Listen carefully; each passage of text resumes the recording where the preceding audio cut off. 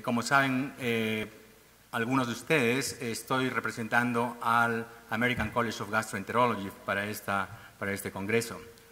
Los objetivos de mi charla son el revisar el porqué de la necesidad de mejorar la imagen diagnóstica en esófago de Barrett, revisar la técnica avanzada de imagen disponibles en esófago de Barrett, discutir las recomendaciones para la ablación por radiofrecuencia y discutir temas controversiales en relación con la ablación por radiofrecuencia, particularmente en la displasia de bajo grado.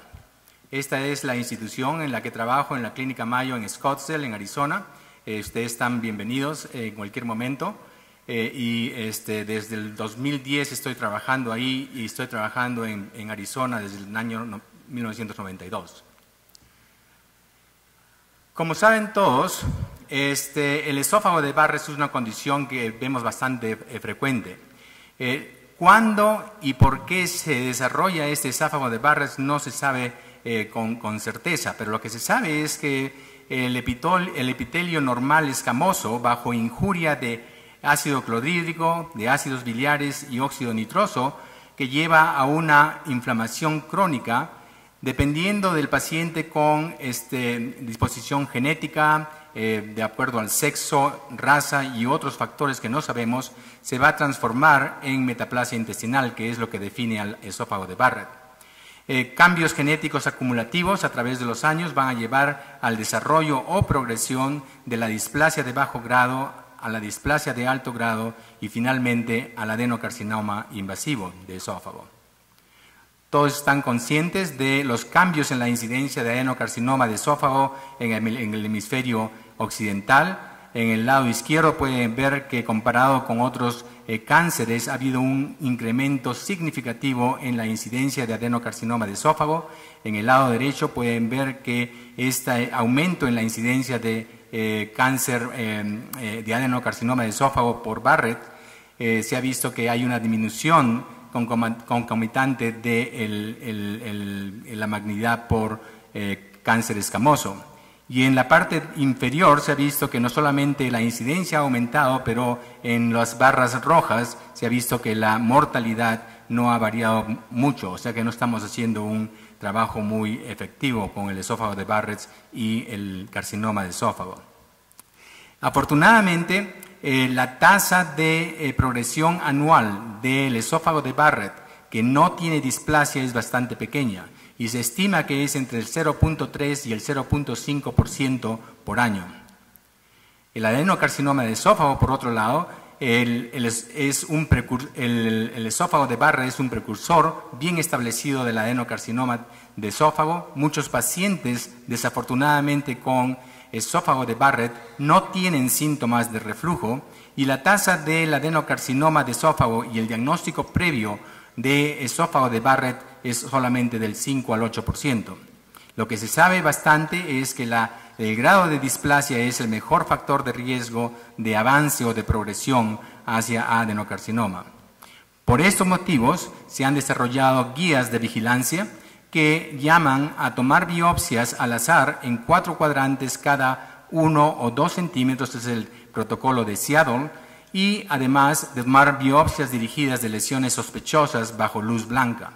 Sin embargo, estas guías de vigilancia son bastante trabajosas, consumen bastante tiempo, especialmente en el esófago de Barrett largo, es costosa porque se toman múltiples biopsias en diferentes envases y cada envase, por lo menos en Estados Unidos, tiene un costo y existe una posibilidad de error de muestreo. Las guías no son seguidas. Hay una variabilidad marcada tanto en la técnica usada e intervalos de seguimiento. No hay duda que la supervivencia en pacientes con adenocarcinoma diagnosticados durante vigilancia versus aquellos que son diagnosticados con vigilancia es significativamente diferente. Por lo tanto, como les estaba diciendo, la adherencia a las guías de biopsias en este estudio, publicado en el 2009, con casi 11,000 casos de esófago de Barrett establecido, se midió la adherencia de los endoscopistas que tomaban a por lo menos 4 biopsias por cada 2 centímetros de esófago de Barrett y se vio que la tasa de adherencia solamente fue del 51%. Y también se demostró que la falta de adherencia disminuye significativamente la detección de neoplasia. Esto ha llevado también a, como en el cáncer de colon o en la colonoscopía que se hace por despistaje, a ver la correlación entre la inspección de la mucosa para detectar adenomas en el colon. También se ha visto que hay una correlación del tiempo de inspección del esófago de Barrett con la detección ya sea de pacientes con displasia de alto grado o adenocarcinoma de esófago. Esto se ha demostrado en forma significativa a pesar de que no hay diferencia en el tamaño del esófago de Barrett. Entonces, ¿cuál es la justificación para una mejor detección temprana de la displasia? La luz blanca tradicional, con la luz blanca tradicional, el esófago de Barrett con displasia y el adenocarcinoma pueden ser indistinguibles del esófago de Barrett sin displasia. Por otro lado, la displasia puede ser multifocal y no existe un patrón característico de dónde es que usualmente se encuentra esta displasia en el segmento de Barrett. Hace algunos años, la Sociedad Americana para Endoscopía Gastrointestinal formó un grupo que se llama el PIVI, que en la traducción es la preservación e incorporación de innovaciones endoscópicas de valor, en el cual se daba enfoque a problemas de efectividad, costo y cumplimiento de los protocolos de vigilancia, una identificación de preguntas clínicas importantes relacionadas a endoscopía y de establecer a priori umbrales endoscópicos diagnósticos y o terapéuticos designados a resolver estas preguntas clínicas. Esto se ha aplicado en el esófago de Barrett y el enfoque principal es la imagen endoscópica a tiempo real. El establecimiento de los umbrales de estas técnicas de imagen son para que permitan biopsias dirigidas y eliminar la necesidad de biopsias al azar que se hacen durante la vigilancia. Estos umbrales llaman a un número, a una sensibilidad por paciente de por lo menos 90%, a un valor predictivo negativo de por lo menos 98% para detectar ya sea adenocarcinoma o displasia de alto grado comparado con el protocolo actual. Y tener una especificidad suficientemente alta de por lo menos 80% para permitir una reducción en el número de biopsias comparado al protocolo de biopsias al azar. Existen un sinnúmero de técnicas de imagen endoscópica avanzado para el esófago de Barrett. Las más frecuentes están aquí señaladas en este slide, como la cromoendoscopía electrónica, la cromoendoscopía ya sea por azul de metileno, ácido acético, índigo de carmín, endoscopía con autofluorescencia, endomicroscopía confocal con láser, endomicroscopía volumétrica con láser, espectroscopía e imagen molecular. Algunas de estas todavía están en un rol de investigación. Hace poco en Gastrointestinal Endoscopy se ha publicado los resultados de un metaanálisis que se le encomendó al Comité de Tecnología de la Asociación para Gastrointestinal, en la cual se hizo un metaanálisis de estos avances en imagen. ¿Qué hay en la cromoendoscopía con ya sea ácido acético, azul de metileno o el índigo de carmín? Lo que se vio es que la sensibilidad en conjunto era del 92%, la especificidad del conjunto fue del 90%, sin embargo el valor predictivo negativo fue por debajo de lo que se suponía que era el 98%. Sin embargo, el análisis por subgrupo identificó al ácido acético como la cromoendoscopía que se debería usar y que llenaba lo que se necesitaba para el PIVI. Acá ven un esófago de Barrett con displasia de alto grado antes y después del ácido acético. Ahí lo que se busca es una desorganización arquitectural con hipervascularización que nos lleva a pensar en una displasia de alto grado. Acá se ve un pequeño foco de alto grado después del ácido acético.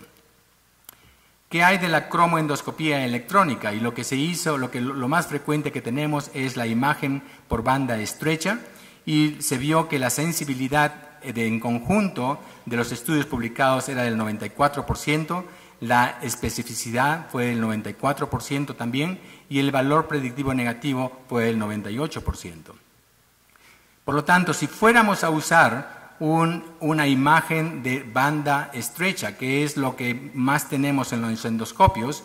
Lo que tenemos que aprender es a ver cuáles son las características morfológicas y del patrón mucoso y del patrón vascular para catalogarlas ya sea en regular o irregular. Dependiendo de cómo se interprete, va a darnos una opción para diagnosticar displasia de alto grado o displasia o carcinoma.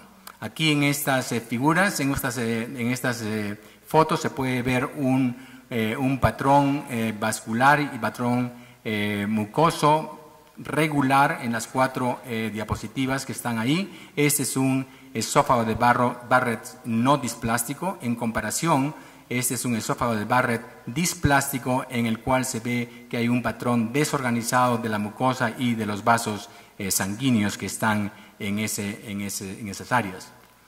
¿Qué tan bueno es este método de cromoendoscopía electrónica?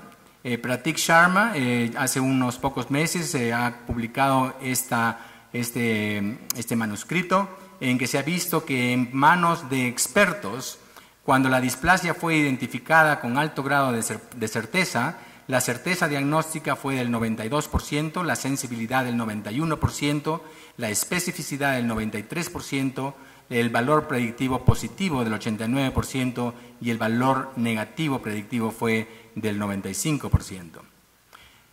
Sin embargo, el problema es con la displasia de bajo grado.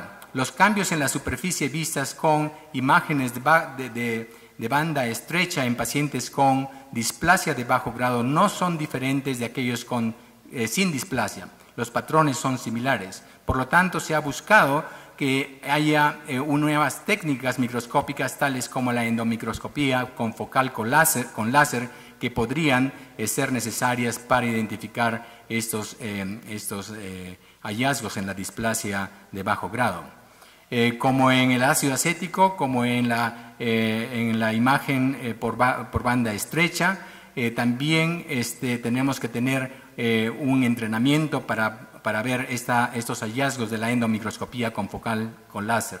Y hay 2 tipos, una que está integrado con el endoscopio y la otra que es a través de un mini catéter confocal que es pasado a través del canal de biopsia. Esto permite la observación en vivo de la morfología celular, es lo que se llama una histología virtual en vivo. Y para tener experiencia se ha determinado que uno tiene que tener por lo menos más de 30 procedimientos en pacientes con patología. Las imágenes son obtenidas después de la inyección endovenosa de 5 a 10 mililitros de fluoresceína y, como les dije, hay una clasificación de las imágenes por este método que uno tiene que acostumbrarse y aprender y acostumbrarse a usarlas. El patrón neoplástico se ve células negras, estructuras glandulares irregulares y capilares subepiteliales con fuga de la fluoresceína. En el esófago de Barrett hay una presencia de células de Goblet que aparecen como manchas homogéneas oscuras a nivel de las células del epitelio columnar. Y acá ven una muestra de la unión escuamo-columnar con las células de Goblet, que se ven mejor en Estas son las células de Goblet que identifican a un esófago de Barrett. En la displasia se ve un total irregularidad de esta mucosa y esta es la histología correspondiente. ¿Qué tan bueno es esto? Para el endoscópico es una sensibilidad tiene el 90.4%, el valor predictivo negativo es del 98.3% y una especificidad del 92.7%. Para el mini catéter, la especificidad no lo pone al mismo nivel que el endoscopio. Por lo tanto, el resumen de este metaanálisis de todas las imágenes avanzadas en esófago de Barrett indican que el ácido acético sí cumple con todos los umbrales del PIBI, la imagen de banda estrecha también cumple con todos estos umbrales del PIBI y la endomicroscopía por láser confocal con endoscopio también cumple con esto. Ahora último ha aparecido otro sistema, que es el sistema de imagen de endomicroscopía de láser volumétrica, que es una tomografía con focal óptica avanzada y que tiene una consola donde está el láser. Hay una pantalla que se puede, con el dedo se puede variar la imagen, el balón que se pasa a través del endoscopio y nos da un scan automático helicoidal de 6 centímetros del esófago. Las imágenes son de alta resolución, de aproximadamente 7 micrones. El scan es de 3 milímetros de profundidad y hacen 1200 cortes en 90 segundos y muestra las imágenes en tiempo real que pueden revisarse inmediatamente. En comparación con las técnicas actuales, como se puede ver, acá la sensibilidad de detección de enfermedades del 90% o más, la profundidad es de 3 milímetros, la resolución es de 7 a 10 micrones, se pueden tomar biopsias dirigidas y lo que se hace es un escaneo completo del esófago de Barrett. Esto se ha presentado ya en unas diapositivas anteriores. Esta es una representación de la mucosa esofágica en histología y esto es lo que se ve en el scan del láser volumétrico. Acá pueden ver una mucosa esofágica normal y uno de los principios más importantes es que en el esófago de Barrett normal ustedes pueden ver todas estas capas que corresponden a las capas histológicas. Sin embargo, cuando estas capas desaparecen, eso es un esófago de Barrett. Y cuando se ven que hay glándulas y conductos irregulares dentro de este scan, uno puede hacer el diagnóstico de displasia o de adenocarcinoma, o por lo menos hacer el diagnóstico de que es altamente sospechoso. Y esto se confirma con las biopsias tomadas en ese sitio. Por ejemplo, acá hay una pérdida de las capas y hay unas glándulas cribiformes altamente septadas, y esto en histología fue un adenocarcinoma de esófago. El problema con esta tecnología hasta ahora era de que, como usted podía identificar estas lesiones y les decían, bueno, esta lesión está a 38 centímetros de los dientes y en una posición de las 5 de la tarde, por ejemplo. Pero como ustedes saben, cuando hacemos endoscopía, hacer 38 centímetros puede ser 39 centímetros cuando el paciente está respirando o 36 centímetros por otros movimientos. Entonces es bastante problemático. Lo que va a cambiar, y hay estudios ahora haciéndose en Europa, es que se puede marcar con el láser el área de interés. Por ejemplo, en esta área se hacen 2 marcas con láser que son vistas endoscópicamente. Entonces uno ya sabe dónde tiene que tomar la biopsia, es entre esta y esta señal. Puede tomarse biopsias dirigidas o puede hacerse una mucosectomía en esa área. Acá hay otro ejemplo, acá se ha hecho con láser, se ha marcado el área de interés para que el endoscopista pueda tomar las biopsias o la mucosectomía. Ahora vamos a hablar del tratamiento de endoscópico por radiofrecuencia, y hay las guías clínicas dadas por el American College of Gastroenterology que se han publicado este año. Como he mencionado anteriormente, el riesgo de cáncer del esófago está basado en el grado de displasia, siendo el mayor riesgo aquel que, si el paciente tiene un alto grado de displasia, el riesgo de progresión es mucho más alto. El manejo del esófago de Barrett endoscópico se divide en 2 partes. En el manejo del esófago de Barrett no nodular, que está plano o liso, en esos casos se toman biopsias sistemáticas cada 1 o 2 centímetros en 4 cuadrantes. Si la histología muestra que hay esófago de Barrett pero que no tiene displasia, la recomendación actual es de hacer una vigilancia endoscópica entre 3 y 5 años. Si el paciente, el patólogo define una displasia indefinida, lo que se hace es optimizar la terapia con inhibidores de la bomba y repetir la endoscopía.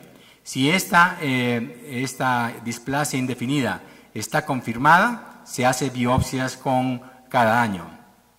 Si es discordante, se trata o se maneja de acuerdo a la nueva histología.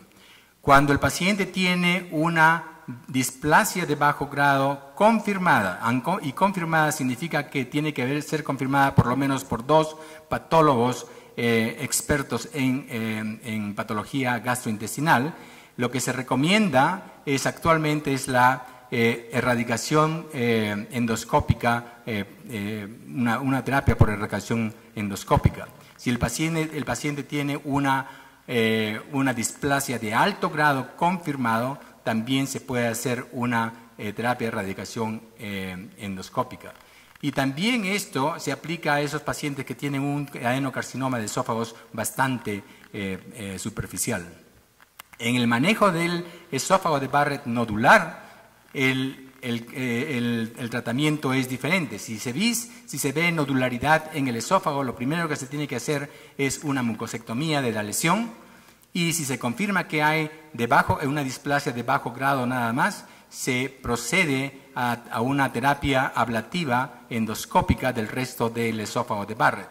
Si hay una displasia de alto grado, también se puede hacer una terapia ablativa de erradicación de lo que queda del esófago de Barrett. También se utiliza un tratamiento ablativo para aquellos pacientes que tienen un estadio T1A y si tienen una histología favorable, en otras palabras es bien diferenciado, se puede hacer una terapia ablativa. Si ya tiene un estadio T1B, se discute con un grupo oncológico para el tratamiento más efectivo.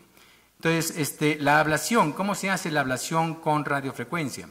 Primero que nada, se han visto que el target debe ser la muscularis mucosa. Esto previene el desarrollo de estenosis que podrían verse con otros procedimientos.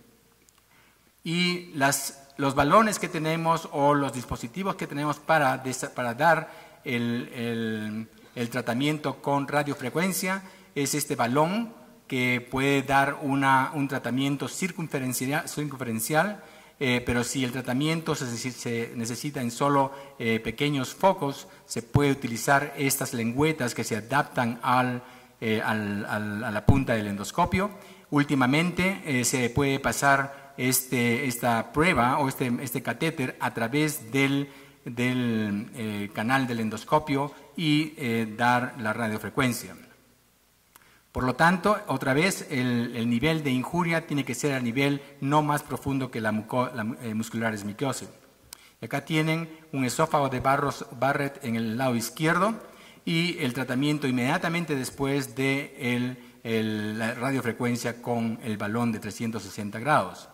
Mientras que acá tienen un pequeño foco de esófago de Barrett y lo que se ha puesto es el adaptador para producir la frecuencia, el tratamiento. El estudio seminal de ablación por radiofrecuencia en esófago de Barrett fue publicado por Nick Shaheen en el New England Journal of Medicine en el año 2009 y lo que se vio, estos pacientes con esófago de Barrett fueron randomizados a recibir la radiofrecuencia o recibir un tratamiento sham. Y en estos pacientes no solamente fueron incluidos los pacientes que tenían displasia de alto grado, displasia de bajo grado, pero también pacientes con esófago de Barrett sin displasia. Y lo que se vio que la erradicación completa del esófago de Barrett, que es de la metaplasia intestinal, era alrededor del 78%. La erradicación completa de la displasia de bajo grado fue por encima del 80% y comparable también con la erradicación de la displasia de alto grado. Entonces, no había duda. Paciente con esófago de Barrett con displasia de alto grado, el tratamiento es con radiofrecuencia. El problema ha surgido con ¿qué vamos a hacer con aquellos pacientes con displasia de bajo grado? Hace ya 2 años que se ha publicado este estudio en JAMA, que es un estudio europeo, en los cuales randomizaron pacientes con displasia de bajo grado a recibir ya sea ablación por radiofrecuencia o seguirlos como usualmente se sigue a los pacientes con displasia de bajo grado. Este estudio tuvo que pararse porque había una significativa diferencia en la progresión hacia una displasia de alto grado o adenocarcinoma. Y esto ha llevado a que algunas guías, como la guía del American College of Gastroenterology, diga que hay lo que se tiene que hacer con estos pacientes. Estas guías dan la opción de un tratamiento preferible para la displasia de bajo grado, confirmada y sin comorbilidad que limite la expectativa de vida. Pero alternativamente es la vigilancia endoscópica, que es una forma aceptable. El problema con la displasia de bajo grado es que hay bastantes problemas en la cuestión diagnóstica, por ejemplo. Hay una variabilidad interobservadora significativa para el diagnóstico de displasia, aún entre patólogos expertos. La concordancia en un estudio multicéntrico fue bastante pobre, con un valor de kappa de 0.14. La displasia de bajo grado es sobrediagnosticada en la práctica comunitaria. En este estudio, de 147 pacientes con diagnóstico de displasia de bajo grado por un patólogo comunitario, cuando hubo una revisión por patólogo experto, solamente el 15% de estos pacientes tenían en realidad displasia de bajo grado. También hay variabilidad en la progresión. Hay una variabilidad en la literatura acerca de la historia natural de la displasia de bajo grado. En la revisión de progresión a alto grado o cáncer, múltiples estudios han mostrado que va del 0.4 al 13.4 por año. Hay un estudio que se llama el estudio BEST, que es un estudio multicéntrico de 210 pacientes con displasia de bajo grado y seguimiento de por lo menos 6 años, y se vio que la progresión, ya sea de alto grado o adenocarcinoma, era entre 1.6 y 1.8% por año. Además, la displasia de bajo grado puede regresar. En este estudio, por ejemplo, 34 pacientes con displasia de bajo grado seguidos por 8 años, hubo una regresión a esófago de Barrett sin displasia y sin intervención en 2/3 de los pacientes. En 21% de estos pacientes también la displasia de bajo grado fue estable, sin progresión. O sea que el riesgo de cáncer parece ser bajo y la displasia de bajo grado puede revertir sin ablación. Además, hay una necesidad de vigilancia post-ablación, de la revisión sistemática y metaanálisis sobre la eficacia y durabilidad de la ablación en esófago de Barrett con 3.800 pacientes en 18 estudios. Se ha visto que la eliminación de la displasia puede obtenerse en 91% de los pacientes, la eliminación de la metaplasia intestinal en el 78%, y en promedio se toma entre 2 y 3 tratamientos para alcanzar estos objetivos. Pero en 540 pacientes en 6 estudios de durabilidad, luego de la erradicación, la metaplasia recurrió en 13% de los pacientes. Por lo tanto, tenemos que tener vigilancia aún en esos pacientes en que se ha erradicado completamente el esófago de Barrett. Hay que tomar en cuenta que el cáncer subepitelial post-ablación puede ocurrir en 215 pacientes que fueron tratados con ablación. 3 desarrollaron lesiones avanzadas debajo del neoepitelio escamoso, 2 adenocarcinomas y una displasia de alto grado. Por lo tanto, se tiene que seguir tomando biopsias en estos pacientes, y estos pacientes están a riesgo de desarrollar estos problemas. Por lo tanto, la ablación también tiene riesgos. La estenosis iatrogénica se ve en el 6% de los pacientes que se les hace esta ablación. Y hay eventos adversos menores, como la hemorragia y el dolor torácico, que ocurren inmediatamente después de la ablación. La metaplasia, por lo tanto, persiste o recurre en más del 20% de los pacientes después de múltiples sesiones. Algunos pacientes desarrollan cáncer o displasia de alto grado subepitelial. La vigilancia endoscópica no puede discontinuarse y no hay estudios hasta la fecha que documenten una reducción en la mortalidad. El grupo europeo que publicó ese estudio con comparando ablación versus vigilancia, también ha reconocido que existen probablemente un subgrupo de estos pacientes que realmente ameritan el tratamiento con ablación.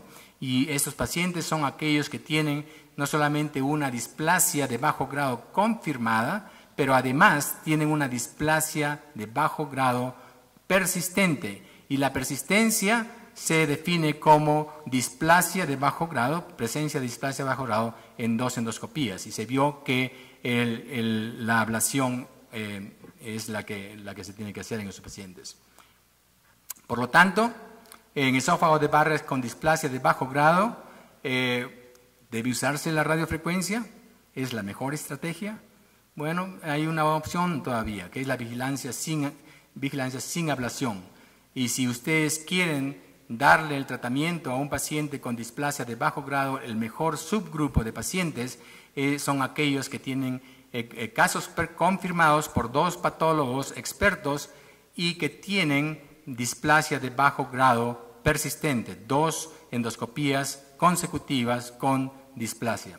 Esos son los pacientes que van a progresar a displasia de alto grado o adenocarcinoma con más frecuencia. Quiero hacerles recordar y quiero pedir disculpas primero porque en las diapositivas que se han estado mostrando hay algunos errores. Eso lo vi hace un par de días antes de que viajara. El Congreso Mundial de Gastroenterología que va a ser llevado a cabo